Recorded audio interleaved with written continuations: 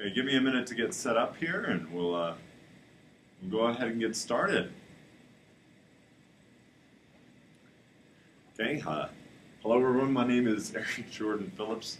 I'm going to be talking about the self-inflicted epidemic. Now, this is a title that I give it, and you may give it a different kind of name for yourselves.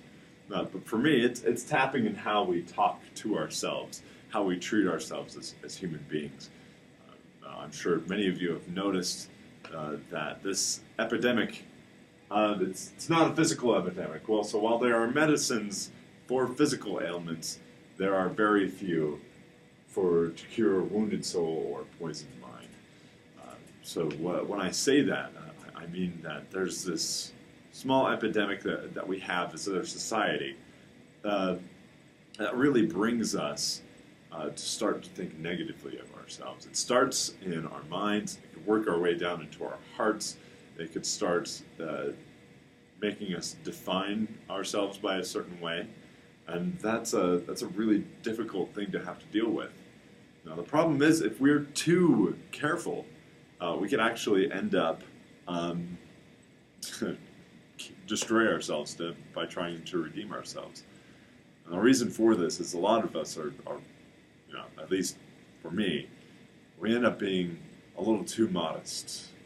We end up short-selling ourselves. We're more than that. We're better than that. And the reason for this, as I will explain a little further, with an anecdote. So I was working, and I was at my job when I was called into the office. And so when I was called into the office, I was thinking to myself, well, shoot, I've only been here for 6 to 8 months. What could it be? I could be getting promoted. I was the top salesperson for 6 out of those 8 months. And so as a result, I thought it may have been that. I thought to myself, well, maybe it may be something else, though. Maybe how I talked to a customer earlier on. And that doesn't do it very well. When I got out of the office, I found out that they had decided to let me go. This caused me to start thinking. I started having thoughts of self-doubt. I didn't really appreciate myself all that much.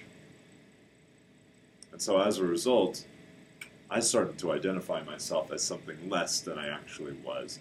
I created the problem that I thought they were blaming me for, when in reality, there was nothing I could have done to stop it.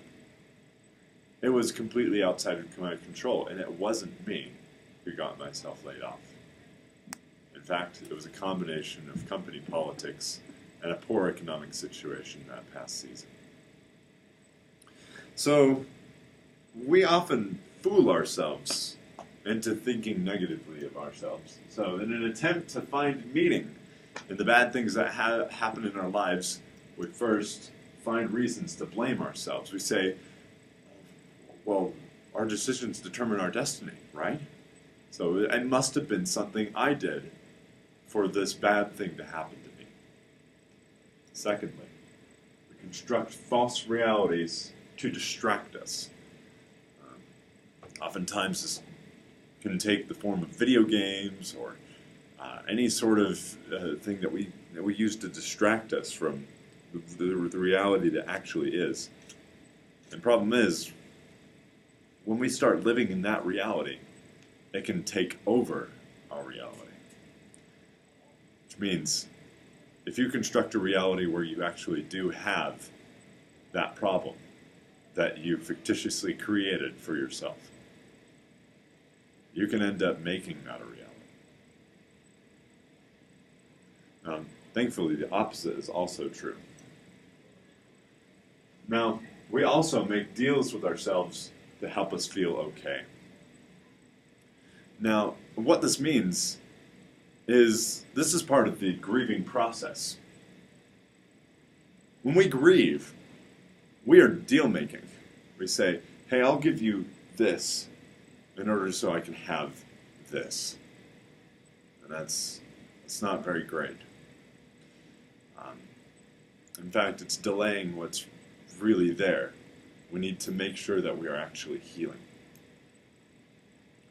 And doing any of these, trying to find meaning in it, isn't going to do it. Now,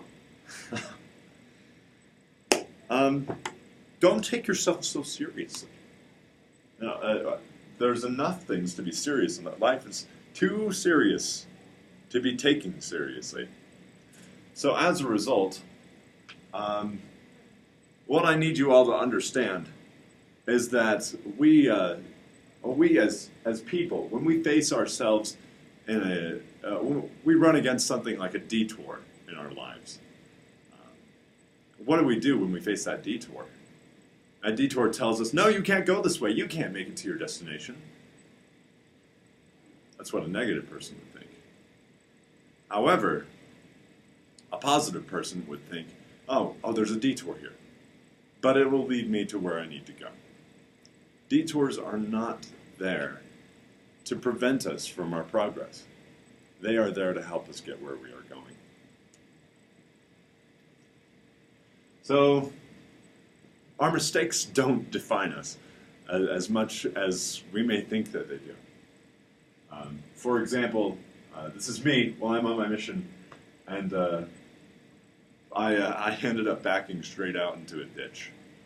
And I high-centered the vehicle right here. Now that truck had a lot of power, but it didn't have enough power to pull me out of there. I had to have help. But that doesn't define me as a missionary. I wasn't just high-centering vehicles all the time. It was a mistake. Now we create realities for ourselves that aren't true. Those can become our realities. Thankfully, I got over it. Thankfully, I'm not a bad driver. Thankfully, I don't high-center trucks all the time. Here's how we cure the epidemic. I'll tell you a story. Excuse me. This is my wife and I from the back. So one time, my wife and I were out in Brigham City. We were coming out of a Wendy's drive-thru. And at this Wendy's drive-thru, we got a big Dr. Pepper. And so, while we were driving away, I was driving past the Brigham City Temple, picked up some of the Dr. Pepper, and it spilled all over my wife's feet. They ended up sticky and brown, and from thenceforth, we called the Brigham City Temple our Dr. Pepper Temple. Because I didn't take that moment and blame myself for it. In fact, I laughed at it. So that's how we cure it. We cut through the negative thought and say, no, that's not really true.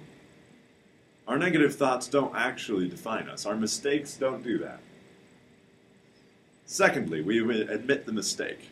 When you admit it, you open yourself up to healing.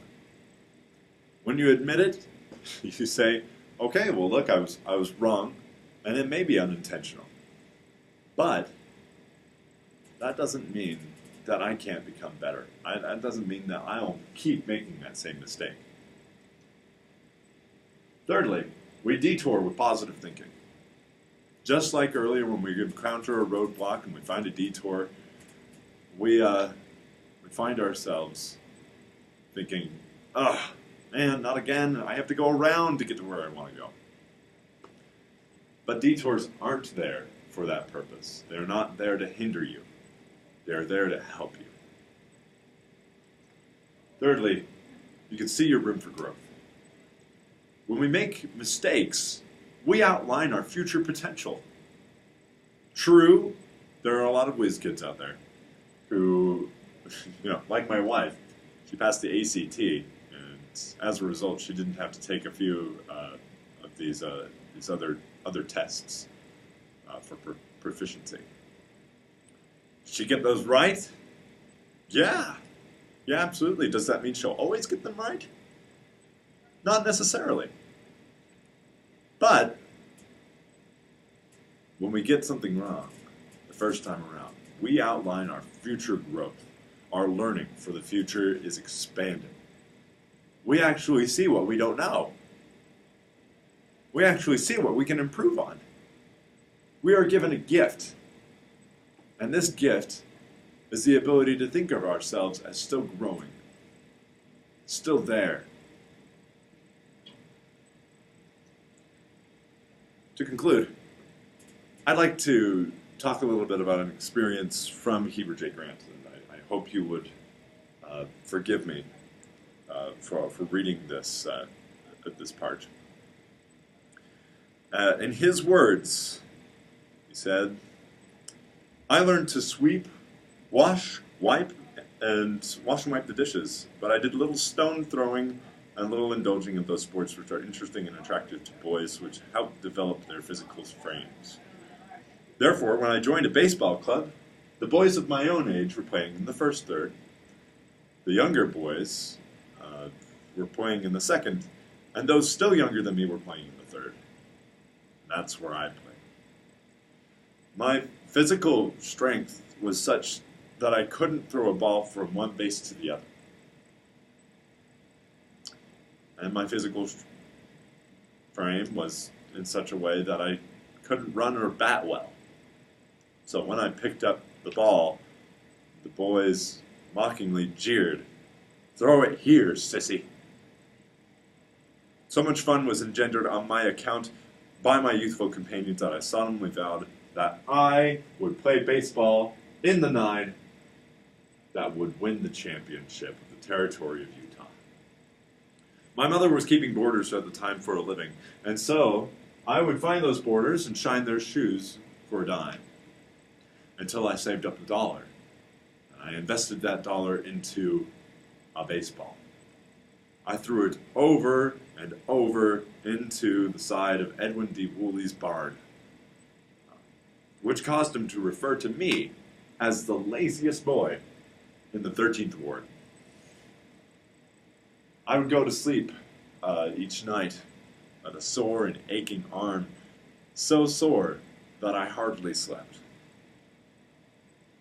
But I kept practicing, and finally succeeding in getting to the second 9 of our club, and subsequently I quit, joined another club. And while in that one, I beat that 9. And he goes on to say, he won the territory of Utah. Then he went on to battle in the territory for California and Colorado and Wyoming.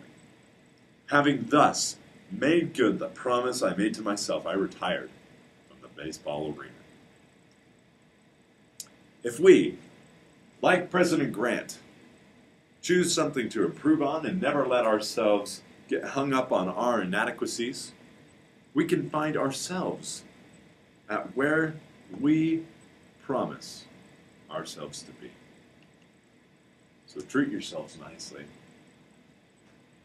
Remember your mistakes and learn from them. Make sure to laugh when something wrong happens that's not your fault. It's okay. Don't take yourself so seriously. And remember, while there are many, many medicines to help cure a physical ailment, there are few that cure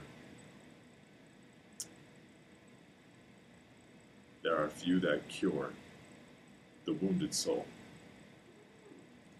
Thank you so much.